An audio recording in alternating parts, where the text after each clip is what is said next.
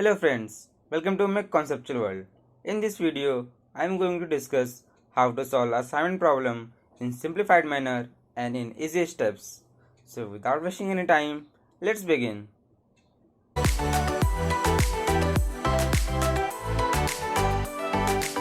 Last कुछ video में मैंने असाइनमेंट प्रॉब्लम के minimization case, maximization case, unbalance assignment problem, restriction on assignments ये क्वेश्चन को डिस्कस किया था, जहाँ पे हमने step by step procedure of Hungarian method का यूज़ करके इन क्वेश्चन को सॉल्व किया था।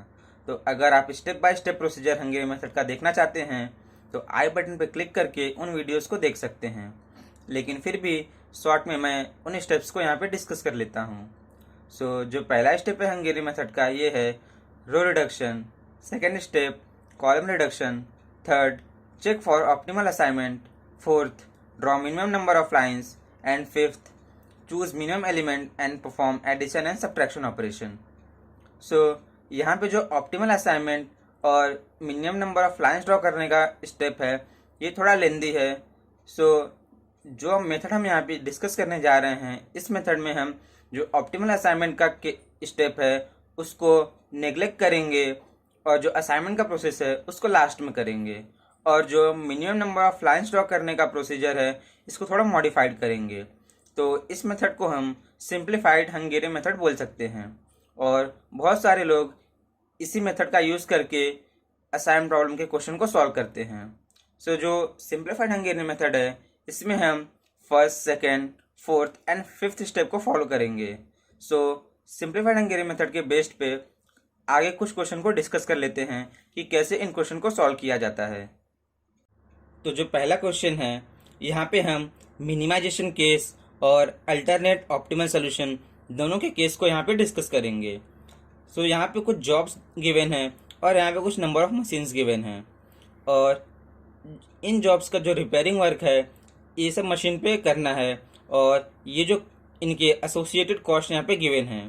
तो इन जॉब्स को पर्टिकुलर मशीन पे असाइन करना है, जिसकी वजह से जो मेरा टोटल कॉस्ट है ये मिनिमम होना चाहिए।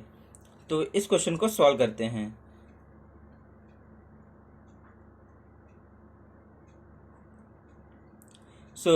जो पहला स्टेप है इसमें ये है रो रिडक्शन का।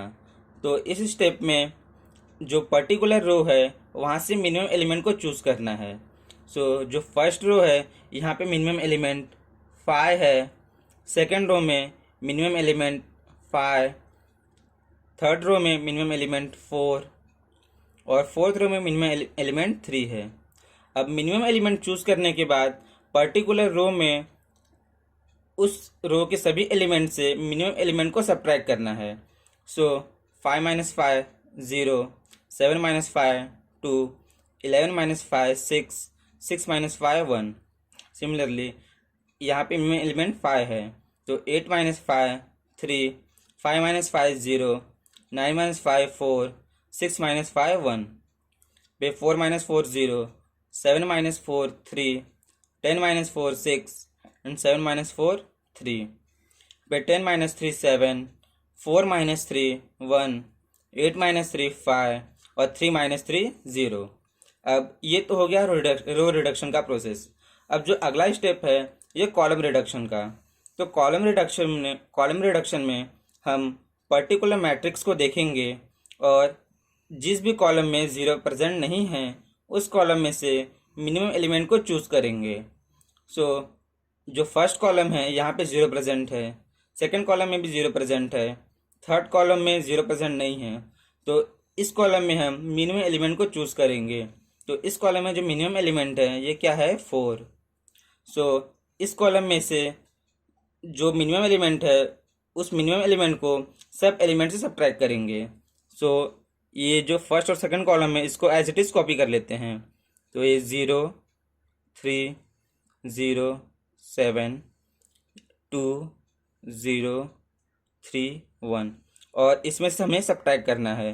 तो 6 - 4 2, 4 - 4 0, 6 - 4 2, 5 - 4 1, और यहाँ पे 0 प्रेजेंट है तो इसको भी एज इट इज़ कॉपी कर लेंगे। 1 1 3 0। अब ये जो मेरा सेकेंड स्टेप है कॉलम रिडक्शन का, ये प्रोसेस भी कंप्लीट हुआ। अब हम यहाँ पे direct minimum number of lines को ड्रॉ करेंगे क्रॉसिंग ऑल द ज़ीरो। तो मतलब हमें यहाँ पे minimum number of lines draw करना है और ऐसा ड्रॉ करना है कि जितने भी ज़ीरो यहाँ पे प्रेजेंट है वो क्रॉस हो जाएं। सो यहाँ पे 2 ज़ीरो है, तो दोनों को क्रॉस करने के लिए हम एक सिंगल लाइन यहाँ पे ऐसा ड्रॉ कर सकते हैं। इसके बाद यहाँ पे भी 2 ज़ीरो है, तो हम यहाँ पे भी एक लाइन ड्रॉ कर देते हैं और ये एक सिंगल ज़ीरो प्रेजेंट है यहाँ पे, तो हम यहाँ पे एक लाइन ये ड्रॉ करके अब यहाँ पे हम देख रहे हैं कि जितने भी ज़ीरो है वो लाइन से ड्रॉ क्रॉस हो चुके हैं। सो ये कंप्लीट हुआ लाइन ड्रॉ करने का प्रोसीजर। अब यहाँ पे हम चेक करेंगे कि जो नंबर ऑफ लाइंस है वो ऑर्डर ऑफ मैट्रिक्स के इक्वल हैं कि नहीं। तो जैसा कि हम देख रहे हैं जो ऑर्डर ऑफ मैट्रिक्स है ये 4x4 है, लेकिन जो नंबर ऑफ लाइंस है ये 3 हैं। नंबर ऑफ लाइंस यहाँ पे कितनी हैं? 3 है।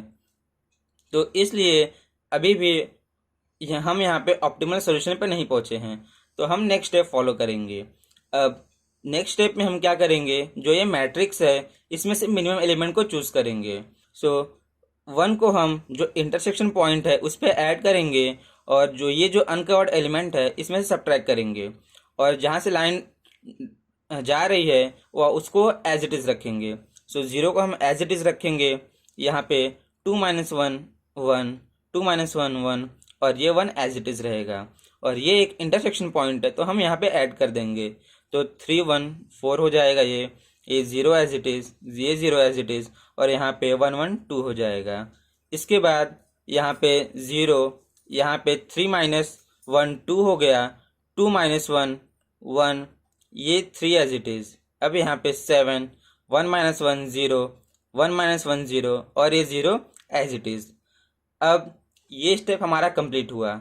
अब हम यहाँ पे वापस से मिनिमम नंबर ऑफ लाइंस को ड्रॉ करेंगे क्रॉसिंग ऑल द ज़ीरो। तो हम यहाँ पे देख रहे हैं कि यहाँ पे 3 ज़ीरो है, तो हमको ऐसे लाइन ड्रॉ करना है कि जो मैक्सिमम ज़ीरो है वो क्रॉस हो। तो ये 3 ज़ीरो है, तो हम यहाँ से एक लाइन ड्रॉ कर देते हैं। अब इसके बाद यहाँ पे 2 ज़ीरो प्रेजेंट है, तो हम यहाँ पे एक लाइन ड्रॉ कर देते हैं। अब यहाँ पे भी 2 ज़ीरो प्रेजेंट है, तो हम एक वर्टिकल लाइन ड्रॉ कर देते हैं। तो अब जितने भी ज़ीरो यहाँ पे प्रेजेंट थे सब क्रॉस हो चुके हैं लाइन से। फिर भी हम यहाँ पे देख रहे हैं जो ऑर्डर ऑफ मैट्रिक्स है ये 4x4 का है और जो नंबर ऑफ लाइंस है ये अभी भी कितने हैं? 3 है। तो यहाँ पे अभी भी हम ऑप्टिमल सोल्यूशन पे नहीं पहुँचे हैं, तो अब हम नेक्स्ट स्टेप को फॉलो करेंगे।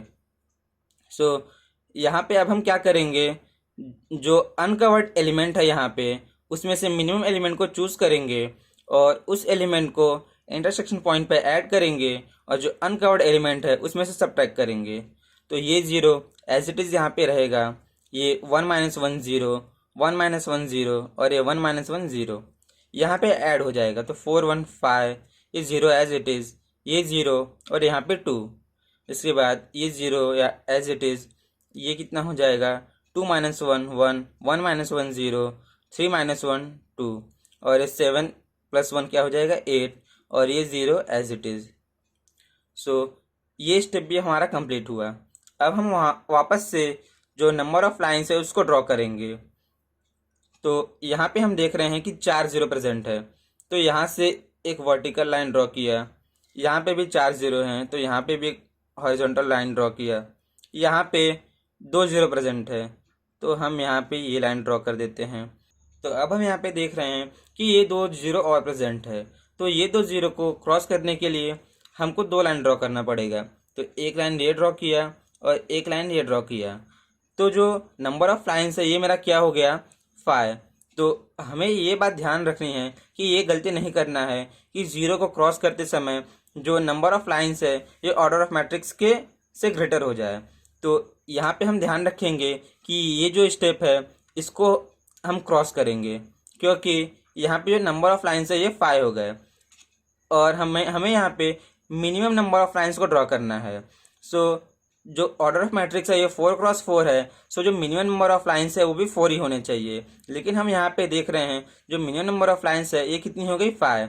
तो ये बात हमको ध्यान रखना है कि अगर हम 4 वर्टिकल या 4 हॉरिजॉन्टल लाइन को ड्रॉ करते तो जो मिनिमम नंबर ऑफ लाइन्स का क्राइटेरिया वो भी फिल हो जाता और जो मेरा नंबर ऑफ लाइन्स है वो ऑर्डर ऑफ मैट्रिक्स के इक्वल हो जाता। अब जो मैट्रिक्स था उसको हम एज इट इज़ यहाँ पे कॉपी कर लेते हैं, 0 0 0।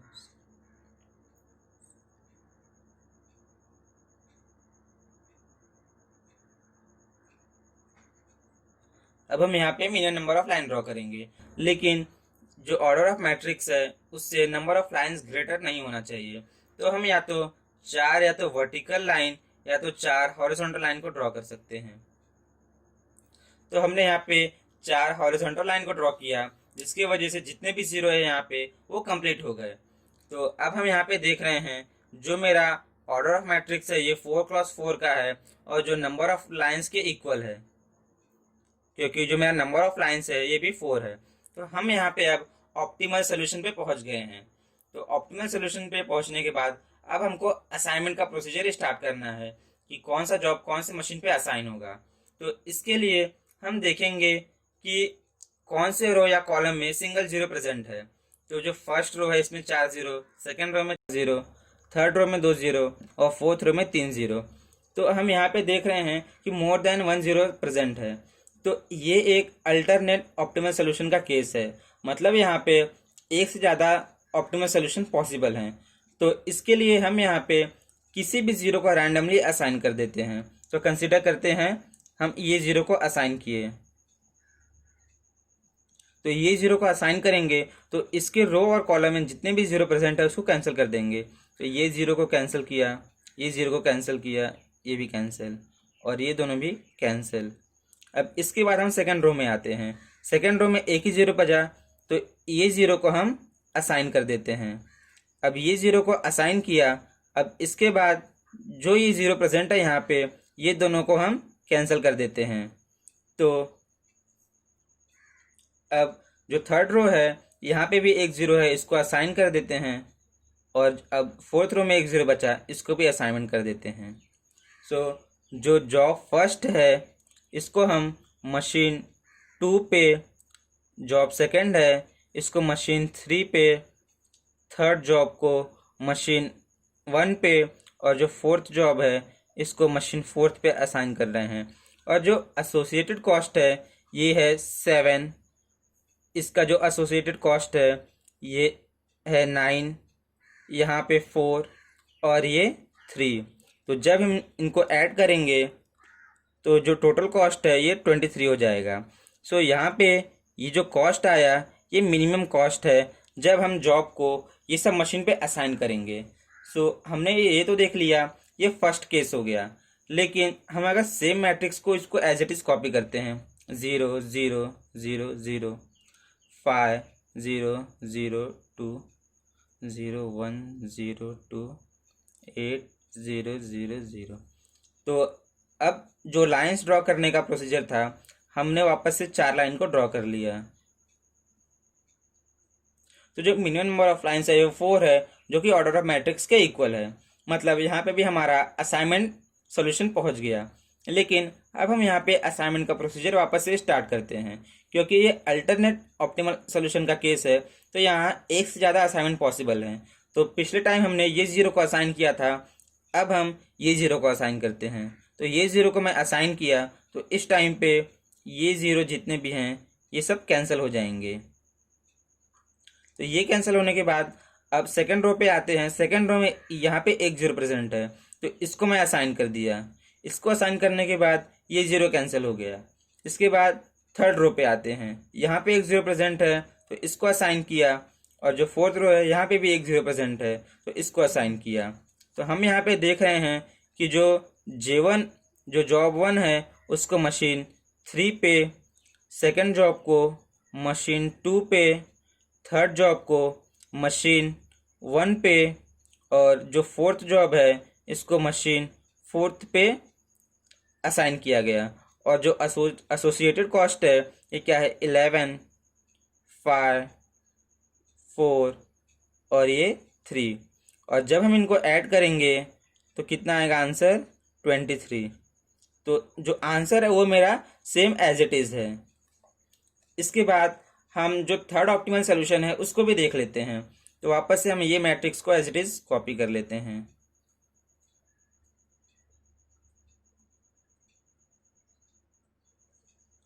तो यहाँ पे भी हम उन मैट्रिक्स को कॉपी कर लिए। अब वापस से नंबर ऑफ लाइन्स ड्रॉ करेंगे, तो वापस से हम नंबर ऑफ लाइन्स को ड्रॉ कर देते हैं। तो जो नंबर ऑफ लाइन्स है ये 4 हो गए, मतलब हम ऑप्टिमल सॉल्यूशन पे पहुंच गए हैं। अब हम असाइनमेंट का प्रोसीजर स्टार्ट करते हैं। तो अगर हमने ये वाले ज़ीरो को असाइन किया तो ये सब ज़ीरो क्या होंगे, ऑटोमेटिकली कैंसिल हो जाएंगे। अब सेकेंड रो में 2 ज़ीरो है, तो सेकेंड में से किसी भी एक ज़ीरो को असाइनमेंट करते हैं, कंसीडर करते हैं ये ज़ीरो को असाइनमेंट किया, तो ये ज़ीरो और ये ज़ीरो कैंसिल हो जाएंगे। अब जो फोर्थ रो है यहाँ पे हम देख रहे हैं कि एक ही ज़ीरो प्रेजेंट है, तो इसको हम असाइन कर देते हैं। इसको असाइन करने के बाद जो ये ज़ीरो है वो कैंसिल हो गया। तो अब जो थर्ड रो है यहाँ पे एक ही ज़ीरो बचा, तो अब हम इसको भी असाइन कर देते हैं। सो जो जॉब 1 है उसको मशीन 4 पे, सेकंड जॉब को मशीन 2 पे, थर्ड जॉब को मशीन 1 पे, और जो फोर्थ जॉब है उसको मशीन 3 पे असाइन किया। और जो एसोसिएटेड कॉस्ट है ये क्या है, 6, उसके बाद 5, 4 एंड 8, और जब हम इसको ऐड करेंगे तो जो टोटल कॉस्ट है ये 23 होगा। सो हम यहाँ पे देख रहे हैं कि यहाँ पे डिफरेंट असाइनमेंट पॉसिबल हैं, और लेकिन जो मिनिमम कॉस्ट है ये सेम आ रहा है। तो ये है अल्टरनेट ऑप्टिमल सोल्यूशन का केस, और इस टाइम पे जो मेरा जो कॉस्ट है ये मिनिमम कॉस्ट है जिसको हमने यहाँ पे डिस्कस किया। अब हम जो सेकंड क्वेश्चन है उसको यहाँ पे डिस्कस करेंगे, जो कि maximization plus unbalance assignment problem का केस है। तो यहाँ पे कुछ मैनेजर्स हैं और यहाँ पे नंबर ऑफ सिटीज़ गिवन हैं, तो इन मैनेजर्स को पर्टिकुलर सिटी पे असाइन करना है, जिसके वजह से जो सेल है वो मेरा मैक्सिमम होना चाहिए। So find out the assignment of the manager to cities in order to maximize the sale. तो इस क्वेश्चन को भी यहाँ पे डिस्कस करते हैं। सो हम यहाँ पे देख रहे हैं कि जो नंबर ऑफ मैनेजर्स है ये 5 हैं, लेकिन जो नंबर ऑफ सिटीज़ है ये 4 है। जैसे कि ये एक अनबैलेंस असाइनमेंट प्रॉब्लम है, मतलब जो नंबर ऑफ रो और नंबर ऑफ कॉलम इक्वल नहीं है। तो जो नंबर ऑफ रो है यहाँ पे 5 है, और जो नंबर ऑफ कॉलम्स है ये 4 है। तो जो हंगेरियन मेथड है या तो सिंप्लीफाइड हंगेरियन मेथड है, इसको अप्लाई करने के लिए जो मेरा मैट्रिक्स है ये एक स्क्वायर मैट्रिक्स होना चाहिए।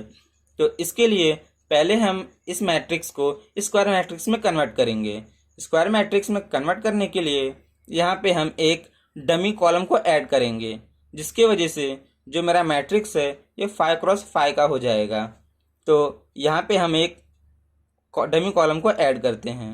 सो ये 13, 15, 12, 14, 12, 14, 10, 12, 16, 18, 14, 10, 15, 10, 13, 14, 15, 14, 12। अब यहाँ पे एक डमी कॉलम को ऐड करना है, तो हम 0 को ऐड कर देते हैं। सो अब ये मेरा मैट्रिक्स रेडी हो गया। अब इसके बाद जो हंगेरियन मेथड का स्टेप है उसको हम अप्लाई कर सकते हैं। अब हम यहाँ पे जो हमारा नॉन स्क्वायर मैट्रिक्स था उसको स्क्वायर मैट्रिक्स में कन्वर्ट कर चुके हैं। इसके बाद हम अगला स्टेप को फॉलो करेंगे, लेकिन हम यहाँ पे पहले ही देख चुके हैं कि ये जो प्रॉब्लम है ये एक मैक्सिमाइजेशन का केस है, जो कि मिनिमाइजेशन केस से थोड़ा सा डिफरेंट होता है। सो मैक्सिमाइजेशन केस में हम मैट्रिक्स में लार्जेस्ट एलिमेंट को चूज़ करते हैं। सो जो यहाँ पे मैट्रिक्स में लार्जेस्ट एलिमेंट है ये 18 है। सो लार्जेस्ट एलिमेंट में से जो मैट्रिक्स के सब एलिमेंट है उसको सब्ट्रैक्ट करते हैं। सो 18 माइनस 13 5, 18 माइनस 5, 18 माइनस 15 3, 18 माइनस 12 6, 4, और ये 0 एज इट इज़। यहाँ पे 6, 4, 8, 6, 0। सिमिलरली 18 माइनस 16 2, ये 0, 4, 4, और ये 0। यहाँ पे 3, 3, यहाँ पे 5, 5, 0, ये 4, 18 माइनस 15 3, यहाँ पे 4, ये 6, और ये 0। सो अब हमने जो मेरा मैक्सिमम एलिमेंट से सब्ट्रैक्ट करने का प्रोसीजर है उसको कंप्लीट कर लिया। इसके बाद हम जो रो रिडक्शन का स्टेप है उसको फॉलो करेंगे। तो हम यहाँ पे देख रहे हैं कि जो पर्टिकुलर रो है इसमें जो मिनिमम एलिमेंट है ये 0 है, और जब भी हम जो रो में जितने भी एलिमेंट प्रेजेंट है उसमें से 0 को सब्ट्रैक्ट करेंगे तो जो सेम एलिमेंट है वो एज इट इज हो जाएगा। सो जो रो रिडक्शन का स्टेप है उसको हम स्किप कर सकते हैं। इसके बाद जो अगला स्टेप है ये है कॉलम रिडक्शन का। तो जो कॉलम रिडक्शन में मैट्रिक्स को देखेंगे और जिस भी कॉलम में 0 प्रेजेंट नहीं है उसमें से मिनिमम एलिमेंट को चूज करेंगे और उस कॉलम के सब एलिमेंट में से मिनिमम एलिमेंट को सब्ट्रैक्ट करेंगे। तो जो फर्स्ट कॉलम है यहाँ पे जो मिनिमम एलिमेंट है ये 2 है। सो 5 माइनस 2 यहाँ पे क्या हो जाएगा 3, 6 माइनस 2 4 इज 0, 1, 4 माइनस 2 2। अब सेकंड में 0 प्रेजेंट है तो इसको यहाँ पे एज इट इज कॉपी कर लेंगे। थर्ड में 0 प्रेजेंट नहीं है तो मिनिमम एलिमेंट क्या है 4। सो 6 माइनस 4 2, 8 माइनस 4 4 0, 5 माइनस 4 1 और ये भी 0। सिमिलरली फोर्थ रो में मिनिमम एलिमेंट भी 4 है। सो 0, 6 माइनस 4 2 0, 5 माइनस 4 1, 6 माइनस 4 2 और ये जितने भी 0 हैं इसको एज इट इज कॉपी कर लेंगे। अब जो कॉलम रिडक्शन का प्रोसेस है ये भी हमारा कंप्लीट हुआ। अब हम नंबर ऑफ लाइंस को ड्रॉ करेंगे। सो यहाँ पे हम देख रहे हैं कि 5 0 प्रेजेंट है तो हम यहाँ पे एक हॉरिजॉन्टल लाइन को ड्रॉ कर देते हैं और यहाँ पे भी 5 0 प्रेजेंट है तो इसको भी हम एक लाइन से ड्रॉ कर लेते हैं। तो अभी भी हम यहाँ पे देख रहे हैं कि 2 0 प्रेजेंट है तो ये 2 0 को क्रॉस करने के लिए हम 2 लाइन को और ड्रॉ कर लेते हैं। और अब हम यहाँ पे देख रहे हैं कि जितने भी 0 है सब लाइन से क्रॉस हो चुके हैं, लेकिन जो मेरा ऑर्डर ऑफ मैट्रिक्स है ये 5 क्रॉस 5 का है, लेकिन जो मेरा नंबर ऑफ लाइन है ये भी कितने हैं 4 है। तो अभी भी हम जो ऑप्टिमल सॉल्यूशन है उस पर रीच नहीं किए हैं। तो अब हम अगले स्टेप को फॉलो करेंगे जो कि अनकवर्ड एलिमेंट में से मिनिमम एलिमेंट को चूज करना है और उसको इंटरसेक्शन पॉइंट पे ऐड करेंगे और जो अनकवर्ड एलिमेंट है उसमें से सब्ट्रैक्ट करेंगे। सो अगला स्टेप स्टार्ट करते हैं। तो जो मिनिमम एलिमेंट है ये 1 है। सो ये क्या हो जाएगा 3 as it is, B as it is, 2 0 और ये एक इंटरसेक्शन पॉइंट है तो यहाँ पे 1 को ऐड करेंगे तो ये 1 हो जाएगा। इसके बाद ये 3 as 4 minus 1 4 minus 1 3, 4 minus 1 3, 2 minus 1 1 और ये 0 एज इट इज़।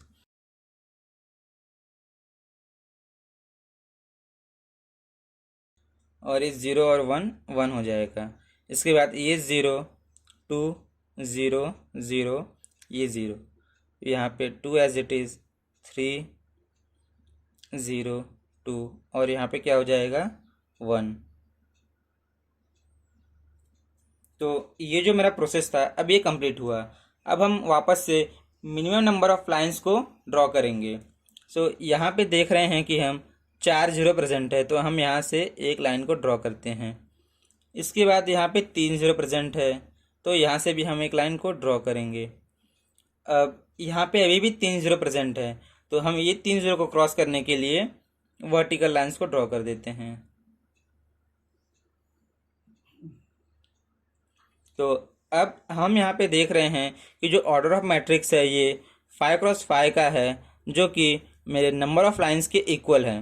मतलब यहाँ पे जो नंबर ऑफ लाइंस है वो भी 5 हैं। तो अब हम यहाँ पे ऑप्टिमल सोल्यूशन पे पहुँच गए हैं। अब हम जो असाइनमेंट का प्रोसेस है उसको स्टार्ट करेंगे। सो जो फर्स्ट रो है यहाँ पे सिंगल 0 प्रेजेंट है तो इस 0 को हम यहाँ पे असाइन कर देते हैं। अब इसके बाद जो ये 0 प्रेजेंट है इसको हम कैंसिल कर देते हैं। इसके बाद हम देख रहे हैं कि जो सेकेंड रो है यहाँ पे भी एक 0 प्रेजेंट है तो इसको भी असाइन कर देते हैं। उसके बाद थर्ड रो में 3 0 और फोर्थ रो में भी 3 0 प्रेजेंट है। तो अब हम फिफ्थ रो में आते हैं। फिफ्थ रो में यहाँ पे एक 0 प्रेजेंट है तो इसको असाइन कर देते हैं, ये भी कैंसिल हो जाएगा और इसकी वजह से ये दोनों 0 भी कैंसिल हो गए। अब हम यहाँ पे देख रहे हैं कि जो फोर्थ रो है यहाँ पे सिंगल 0 प्रेजेंट है तो इसको असाइन करेंगे और ये 0 को कैंसिल करेंगे। अब इसके बाद ये सिंगल 0 बचा। अब ये 0 को भी हम असाइन कर देंगे। सो हम देख रहे हैं कि जो नंबर ऑफ असाइनमेंट है वो 5 हो गए। अब जो मैनेजर 1 है, मतलब मैनेजर जो P है, उसको हमने D पे असाइन किया, और जो मैनेजर Q है उसको, जो हमने एक डमी लिया था, कंसिडर करते हैं E पे असाइन किया। जो R है उसको BCT पे, S को ACT पे, और जो मेरा T है इसको CCT पे असाइन किया। सो ये है 14, और यहाँ पे हमने तो डमी कॉलम को ऐड किया था, तो ये 0 हो जाएगा। और जो R है इसको हमने B पे असाइन किया, तो 18, इसका 15, और यहाँ पे 14 हो गया। अब हम इनको ऐड कर लेते हैं।